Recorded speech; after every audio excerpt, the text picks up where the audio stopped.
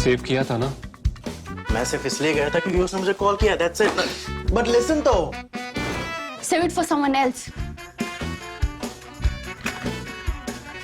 जिंदगी में सेव करना जरूरी है, मगर जब बात पैसों की हो, सिर्फ सेविंग से काम नहीं चलेगा। इक्विटी म्यूचुअल फंड्स में इन्वेस्ट कीजिए और अपने सेविंग्स को आगे बढ़ने का मौका दीजिए। Mutual fund investments are subject to market risks. Read all scheme-related documents carefully.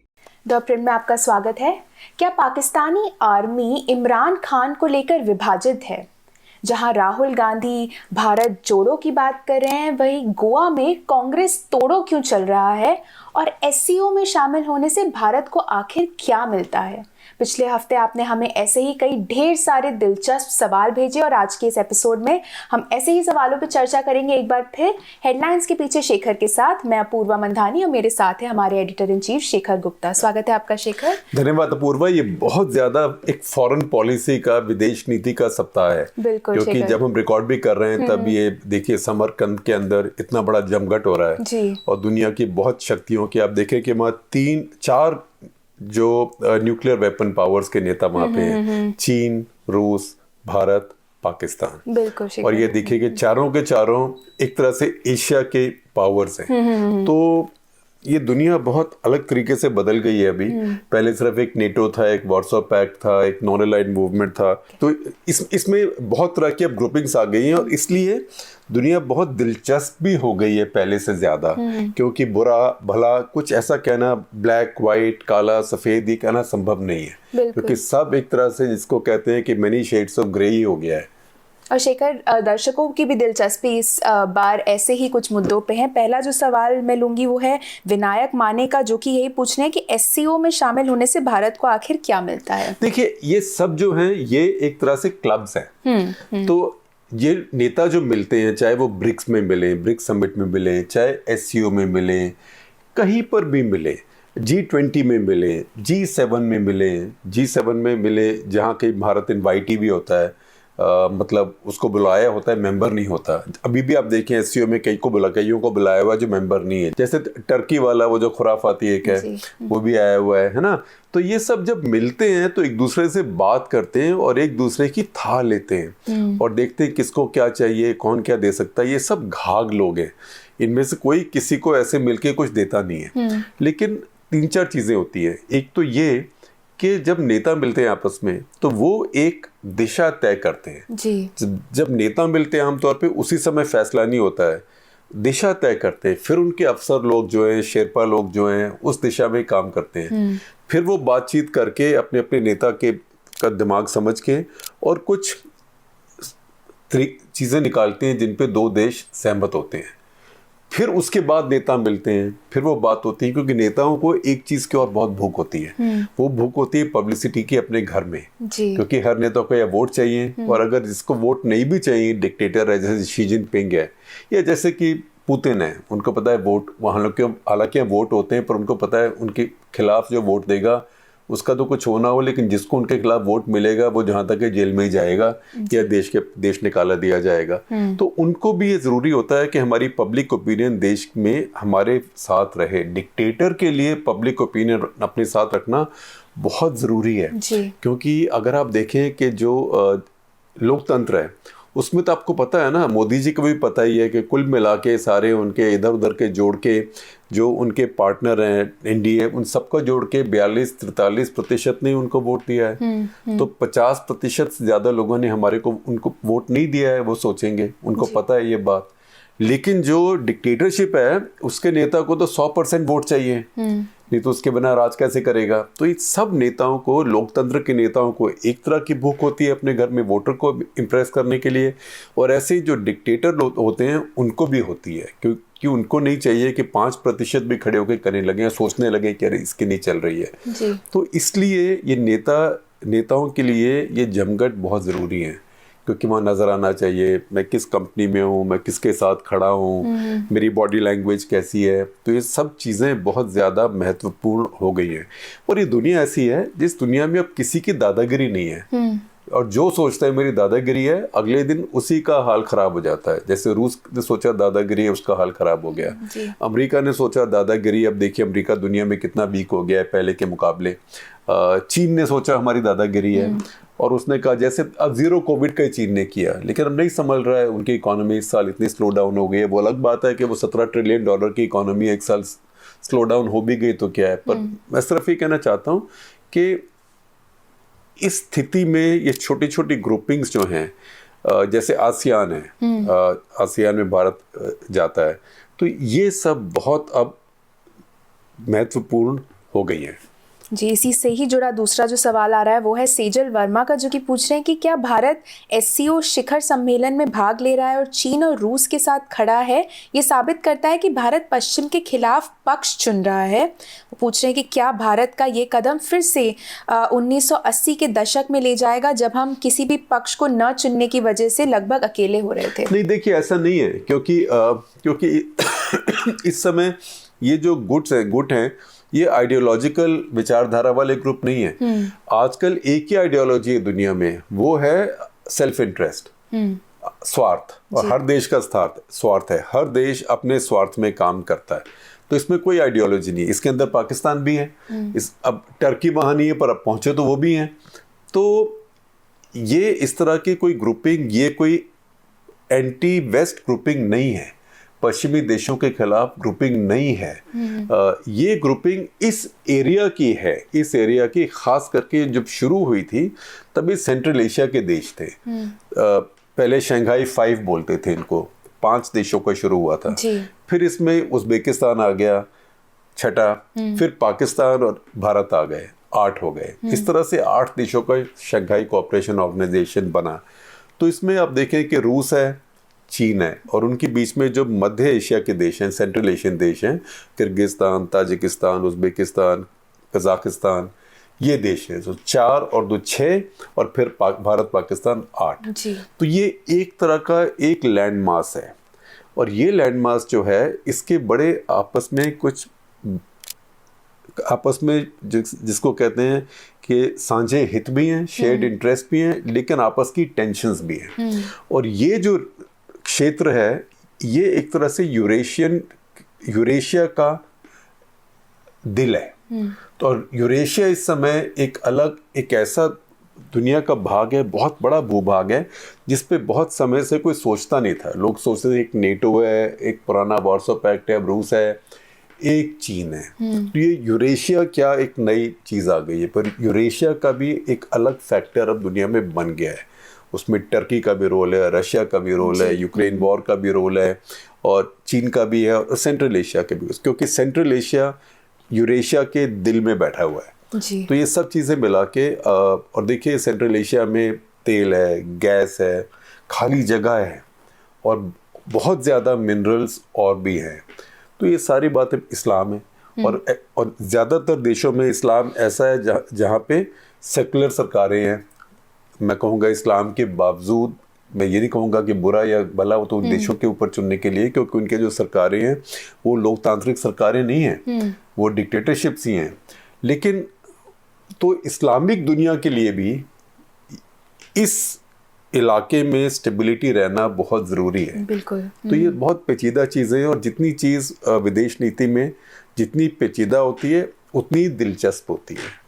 चलिए तीसरा सवाल आज का वो आ रहा है संकल्प का, जो कि हमारे मेंबर हैं। वो पूछ रहे हैं कि पाकिस्तान में हो रहे ड्रामा नाटक पर आपके विचार पूछ रहे हैं। वो बोल रहे हैं कि हर बार जब हमें लगता है कि आपने इमरान खान को हमेशा के लिए पीछे छोड़ दिया है, तो आप उन्हें अगले मोड़ पर ही रियर व्यू मिरर में देखते हैं। ये अपने सवाल बहुत ही दिलचस्प तरीके से हमेशा लिखते हैं। वो पूछ रहे हैं कि एक बिल्ली के पास भी उसके जितने जीवन नहीं होते, क्या नजम सेठी का ये कहना कि सही है कि इन ग्रेट खान को लेकर सेना के अंदर भी विभाजन है?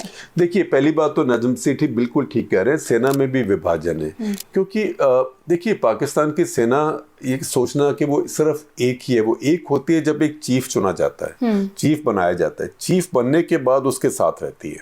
ये हमने इसका सबसे बड़ा उदाहरण देखा जब मुशर्रफ, हालांकि मुशर्रफ तो मुहाजिर थे, वो तो पंजाबी भी नहीं थे, पठान भी नहीं थे, और कोई इतने ज़्यादा वो पॉपुलर भी नहीं थे। एक लड़ाई भी हार चुके थे कारगिल में, तो उनको अगर आम तौर पे नवाज शरीफ ने निकाल दिया होता चुपचाप कुछ नहीं होता, लेकिन जिस तरीके से निकालने की कोशिश की गई उनको, तो सारी फौज उनके साथ हो गई और बल्कि उन्होंने नवाज शरीफ को निकाल दिया। तो ये पाकिस्तान की फौज एक पेचीदा भी है लेकिन प्रिडिक्टेबल भी है, उसको आप समझ भी सकते हैं। तो फौज में इस समय 2 ग्रुप हैं, 2 से ज़्यादा भी हो सकते हैं, क्योंकि फौज में हर आदमी की अपनी नौकरी भी होती है। जो फौज में पाकिस्तान में जो कोर कमांडर होते हैं उन्हीं में से एक चीफ बनता है, क्योंकि कोर कमांडर आप नहीं बने तो आप चीफ नहीं बन सकते। तो वही 7-8 लोगों में से एक का चांस होता है। अब वो सोचे कि मान लीजिए इसको फिर से एक्सटेंशन मिल जाए।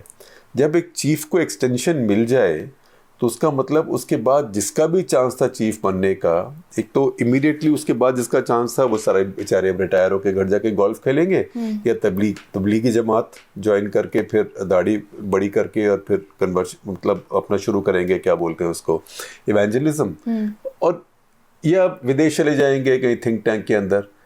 तो और जब 3 साल के लिए एक्सटेंशन मिलती है तो आप समझिए कि उसका जो सक्सेशन होता है फौज का वो बहुत सालों तक, बहुत पीढ़ियों तक बदल जाता है जी। क्योंकि जो अब बनने थे वो नहीं बनेगा, उनके बाद जो बनने थे वो नहीं बनेगा, उनके बाद जो बनने, ये सारा लाइन ऑफ सक्सेशन बदल जाता है। तो वहाँ पे भी बहुत टेंशन है कि कहीं ये ना हो कि सरकार इनको फिर से एक्सटेंशन दे दे और फिर ये किसको बनाए, जिसको बनाएंगे उससे भी बाकियों के करियर पे फ़र्क पड़ेगा।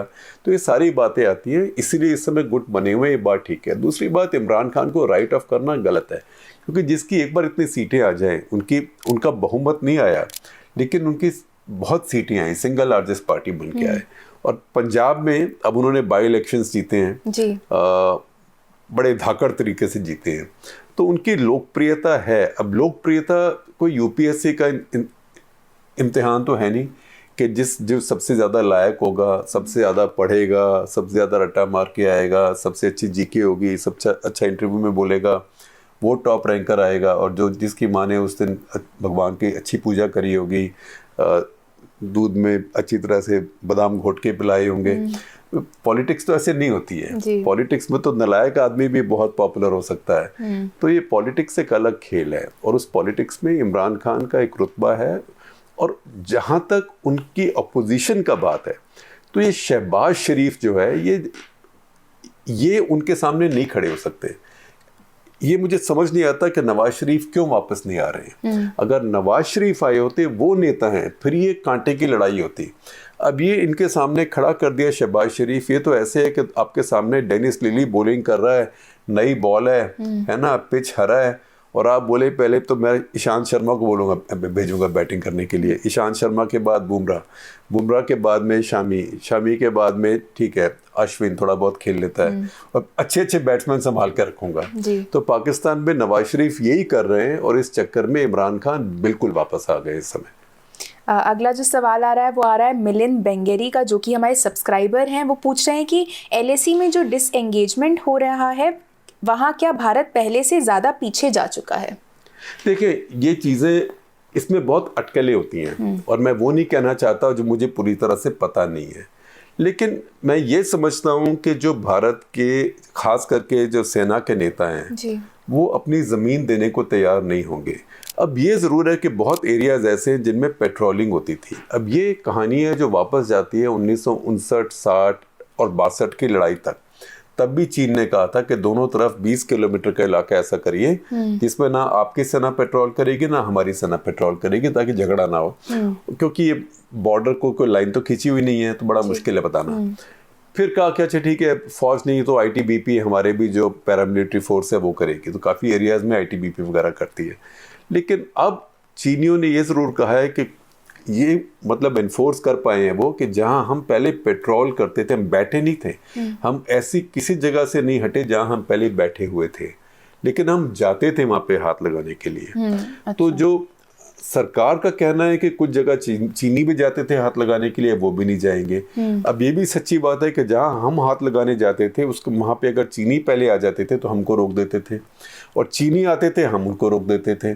तो पहले जब रोकते थे शांति प्रिय तरीके से बैनर दिखा के, उसके बाद से फिर लटबाजी शुरू हो गई। अच्छा। तो उसमें फिर लोगों को चोटें लगनी शुरू हो गई, फिर गलवान हो गया।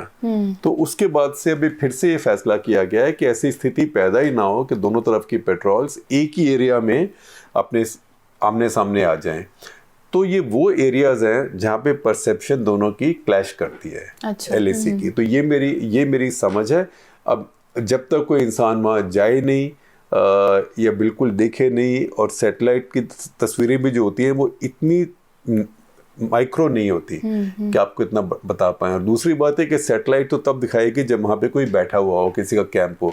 अब तो ये कहा गया कि इस लेटेस्ट जो एग्रीमेंट में कि जो लोग वहाँ बैठे भी हुए थे तो उन्होंने जो टेंट लगाए, चौकी बनाई, बंकर बनाया, कोई गड्ढा खोद लिया हो, कोई दीवार बना ली हो, सबको तोड़ के ज़मीन को आप लेवल करेंगे और जिस तरह ज़मीन पहले थी उस स्टेट में उसको रिस्टोर करके आप पाएंगे।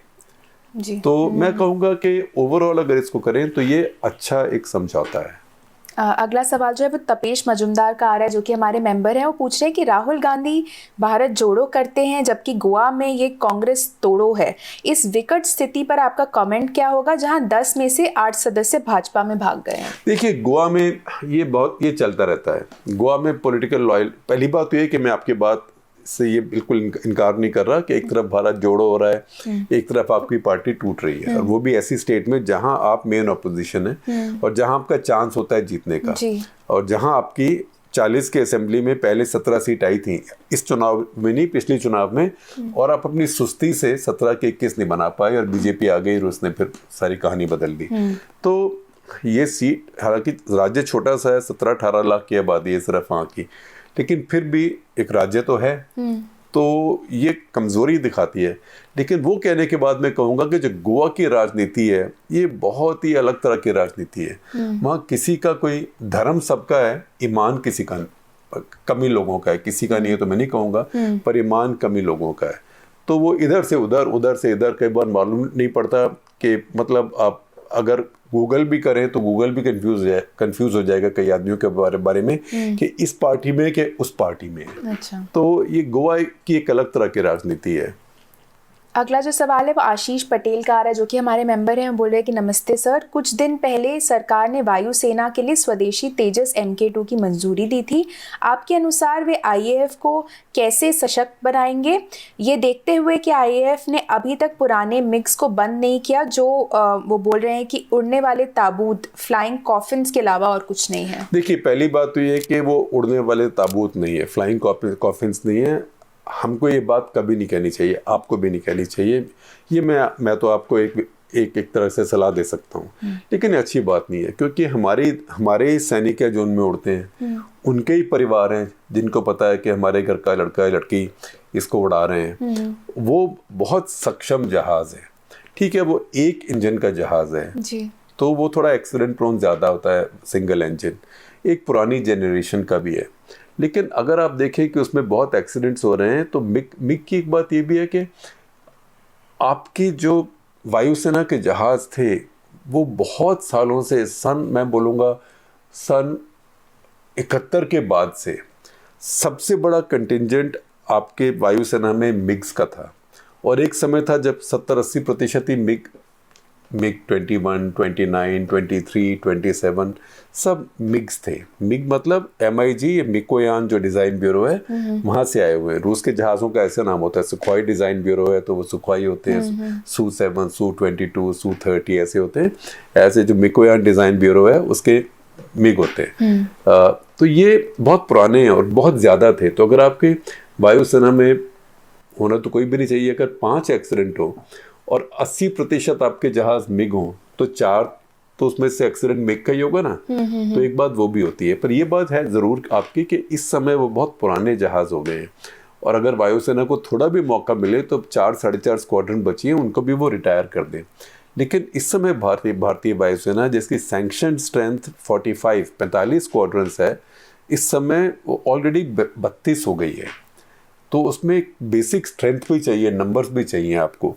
तो जब तक दूसरे नहीं आते जहाज़ इनकी जगह, तब तक ये इनको कुछ हद तक मेंटेन करके रखना पड़ेगा। लेकिन जहाज़ और आ रहे हैं, जैसे राफाल आए तब कुछ ये रिटायर कर दिए गए, ऐसे ही जैसे तेजस आएंगे, अब करीब 2 स्क्वाड्रन के करीब तेजस आया है। तो तेजस में सबसे बड़ी जो तकलीफ है वो ये है कि वो बहुत अच्छा विमान है, लेकिन वो HAL बहुत धीरे बना रहा है।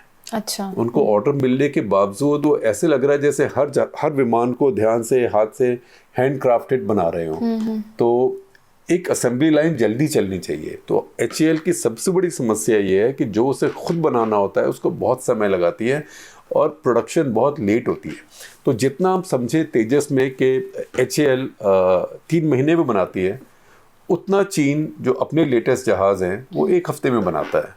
तो ये जब तक ये आखिरी तेजस देंगे भारतीय एयरफोर्स को, तब तक शायद मैन्ड फाइटर एयरक्राफ्ट ही खत्म हो जाएंगे, अनमैन्ड जहाज ही चलेंगे। तो ये बहुत धीरे है। तो मेक इन इंडिया का मतलब ये नहीं कि आप हमेशा के लिए जब तक मर्जी जितना मर्जी समय लगाएं। तेजस मार्क 2 बहुत अच्छा है, लेकिन मुझे लगता नहीं कि तेजस मार्क 2 ऑपरेशनल 2030 से पहले होगा। तो तब तक ये जहाज तो चल नहीं सकते जो MiG-21 बाइसन है, तब तक उनके लिए कुछ और निकालना पड़ेगा। और अभी तो आप सिर्फ MiG-21 पर फोकस कर रहे हैं, दूसरे पर हम फोकस खास करके इसलिए नहीं करते क्योंकि वो 2 इंजन का जहाज़ है, लेकिन वो भी बहुत पुराना जहाज़ है और हमारे पास बहुत ज़्यादा है। वो जैगुआर है। जैगुआर भी 1978 में पहले आए थे, अब तक वो चले जा रहे हैं, आपके स्ट्राइक रोल में है। और ये देखिए, ये थर्ड वर्ल्ड तो नहीं कहना चाहिए, लेकिन ये जो गरीब देशों की एयरफोर्सेस को समस्या होती है क्योंकि विमान बहुत महंगे होते हैं। अगर पाकिस्तान की एयरफोर्स देखें तो हमें तो नज़र आते हैं F-16 जो उनके 73 बचे हैं अभी। कई लोग उनको 85 कहते हैं, तो 85 नहीं है, अब 73 बचे हैं क्योंकि समय के साथ उसके भी एक्सीडेंट होते हैं। तो 73 बचे, बाकी 12-13 उनके एक्सीडेंट्स में गए, 73 वो हैं। उसके बाद उनके 134 JF-17 है। JF-17 वो हैं, JF-17 थंडर कहते हैं, जिसको पाकिस्तान ने चीन के साथ मिलके बनाया है। चीन का इंजन है, उसमें भी एक कहानी है, एक क्या कहते हैं उसको भी, एक गांठ है उसके अंदर, बताऊंगा मैं भी आपको।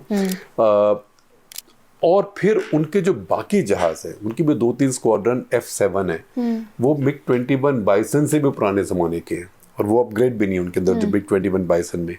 और जो उनके भी स्ट्राइक एयरक्राफ्ट हैं, जैसे हम कहते हैं हमारे स्ट्राइक एयरक्राफ्ट अभी काफ़ी जैगुआर हैं, उनके मिराज 3 और मिराज 5 ये 1967-1968 में लिए हुए हैं। तो उनके पास भी ऐसे बहुत है।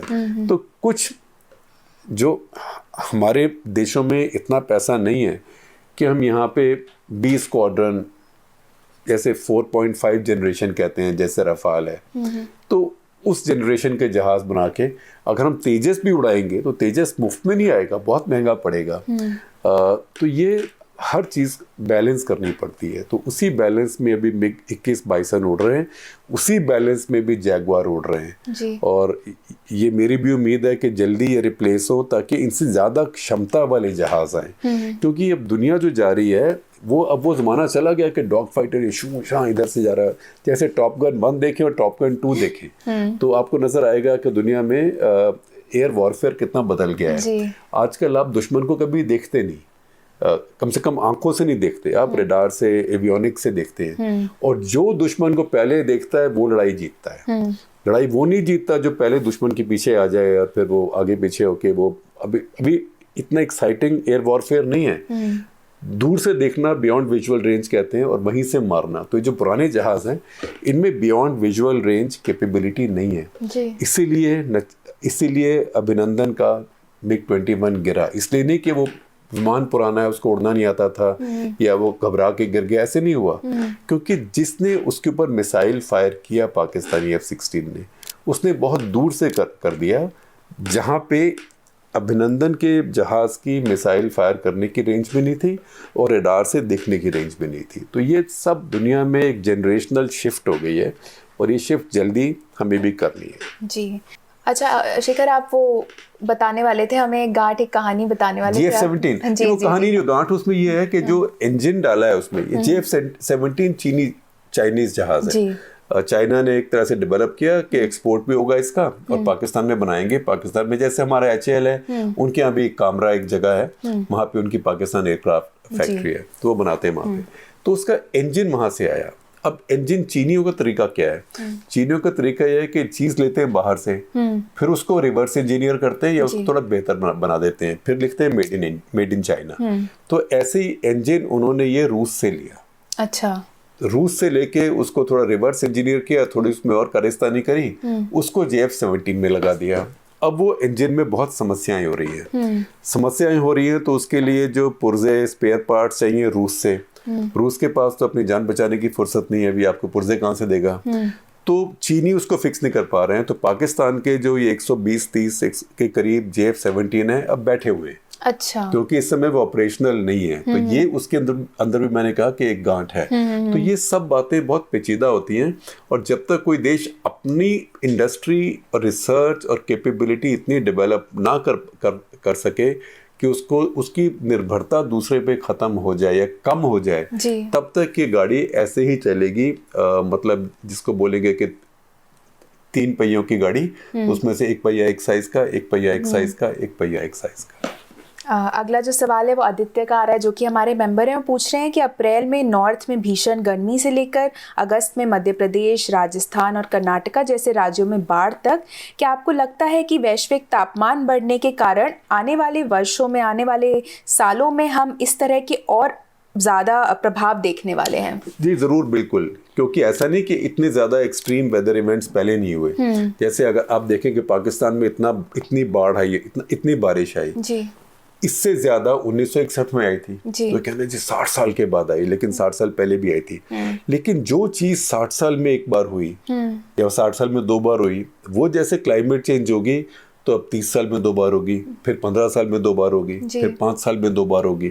तो ये जो इवेंट्स हैं अब बहुत ज़्यादा फ्रीक्वेंट हो गए हैं, और इसके लिए सबको चिंता करनी चाहिए। इसमें सिर्फ ये नहीं कि भारत में हम सब लोग बत्ती बंद कर दें। अगर हम सब बत्ती बंद कर भी दें सारे में, तो दुनिया में क्लाइमेट चेंज में ज़्यादा फर्क नहीं पड़ेगा। ये मैंने इस साल डावोस में सुना, एक अफ्रीका के डेलीगेट थे, उन्होंने कहा हमारे अफ्रीका में 73 देश हैं, हम 73 के 73 अपनी लाइट हमेशा के लिए ऑफ कर दें और बिना बिजली के रहें, फिर भी दुनिया का जो ये जो नेट जीरो का टारगेट है वो 1 साल से भी एडवांस नहीं होगा। क्योंकि जो ज़्यादा कंजम्पशन है, जो कार्बन एमिशन है, वो तो ज़्यादा जो विकसित देश हैं जो उनमें हो रहा है, विकासशील देशों में नहीं हो रहा है।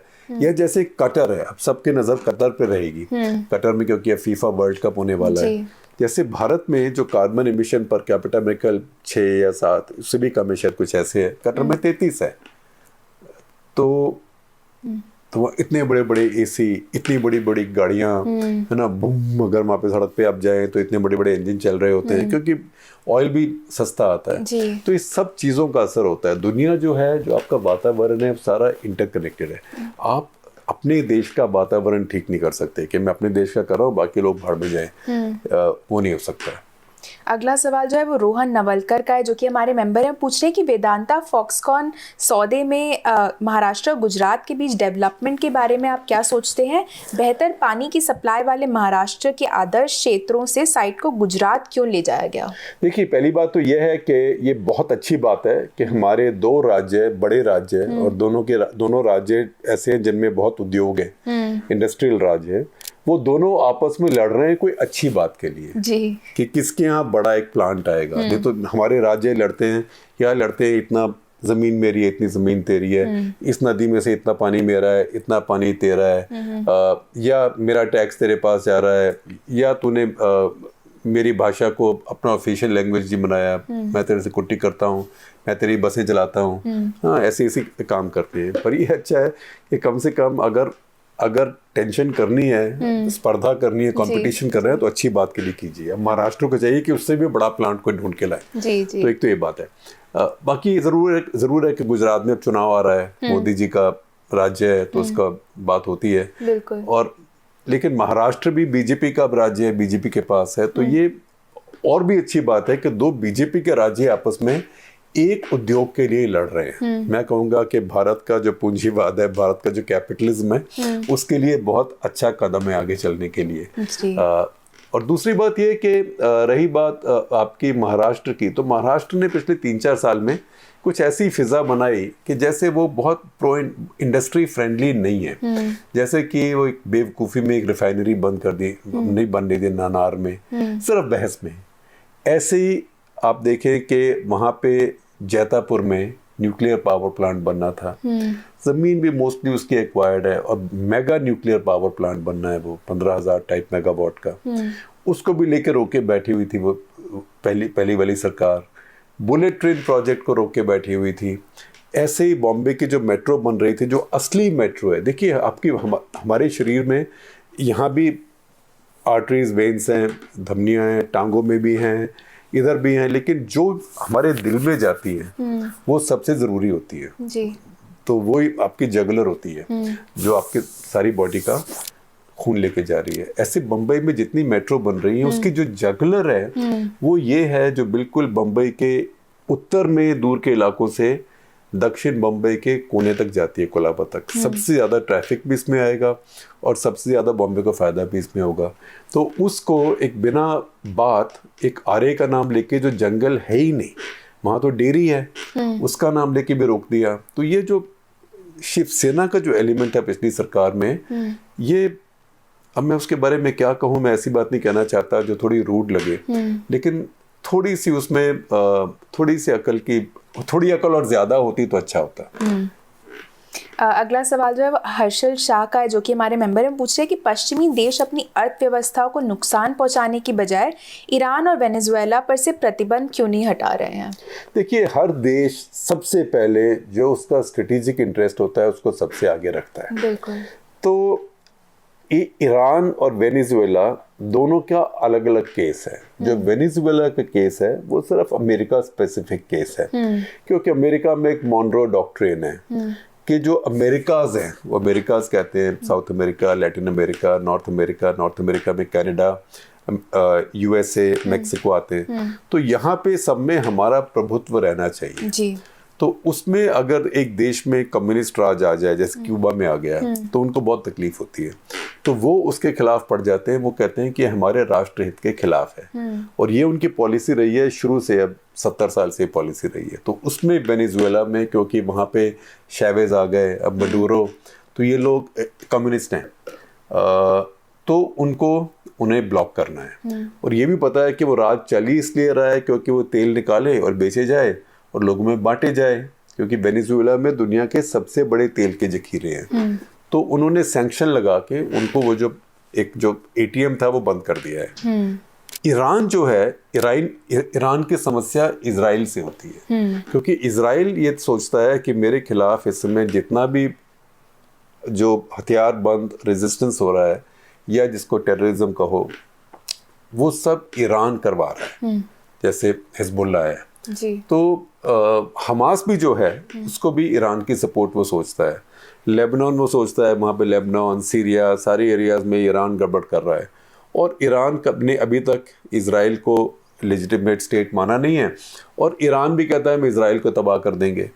तो इजराइल में भी बहुत बड़ा राजनीतिक इशू भी है, और इजराइल में बहुत बड़ा डर भी है कि ईरान के पास अगर एटॉमिक हथियार हो गए तो वो हमारे खिलाफ इस्तेमाल कर सकता है या हमें डरा सकता है, ब्लैकमेल कर सकता है जी। इजराइल का अमेरिका में ना सिर्फ लॉबी है, लेकिन जो अमेरिका का जो इंटरनेशनल स्ट्रेटेजिक इंटरेस्ट है, खास करके मिडिल ईस्ट में, वो इजराइल क्या है, इजराइल मिडिल ईस्ट में एक यूरोपियन देश है। तो वो नेटो का सदस्य नहीं है, पर नेटो के सदस्य, वो फ्रंटलाइन स्टेट है नेटो के लिए जी। तो अमेरिका उसको कभी लेट डाउन नहीं करेगा। तो ये ईरान का इतना, इजराइल के इशू का इतना प्रेशर है कि ईरान के ऊपर लगातार अभी ये सैंक्शंस चली जा रही है। तो हर देश ये सैंक्शंस वगैरह का जो इस्तेमाल करता है वो अपने बड़े स्ट्रेटेजिक इंटरेस्ट में करता है। वो जो इकोनॉमिक इंटरेस्ट होता है उसमें वो कम ज़रूरी हो जाता है। ये ज़रूर है कि इसके अंदर बाकी देश सफ़र कर रहे हैं। अगर अमेरिका की प्रॉब्लम है वेनेजुएला से, तो भारत क्यों सफ़र करे? चलो जापान तो सफ़र करे, जापान तो अमेरिका का ट्रीटी बाउंड एलाई है, हम तो ट्रीटी बाउंड एलाई नहीं है जी। हम क्यों सफ़र करें? ऐसी इजराइल में अगर समस्या है ईरान के साथ, अमेरिका उसको बैक कर रहा है, ईरान को ब्लॉक कर रहा है, तो बाकी क्यों सफ़र करें। लेकिन उसमें हर देश को भी, भारत को भी अपना लार्जर स्ट्रेटेजिक इंटरेस्ट देखना होता है कि इस समय आप रूस के साथ तो सैंक्शंस को डिफाई कर सकते हैं क्योंकि रूस के ऑयल और गैस पर भी सैंक्शंस नहीं हैं, राइट, लेकिन ईरान के ऊपर हैं जी। आप उसको डिफाई नहीं करेंगे क्योंकि आपकी दोस्ती जो है वो इजराइल से है, ना सिर्फ अमेरिका से पर इजराइल से भी है और उसका आपके राष्ट्रहित में बहुत बड़ा महत्व है।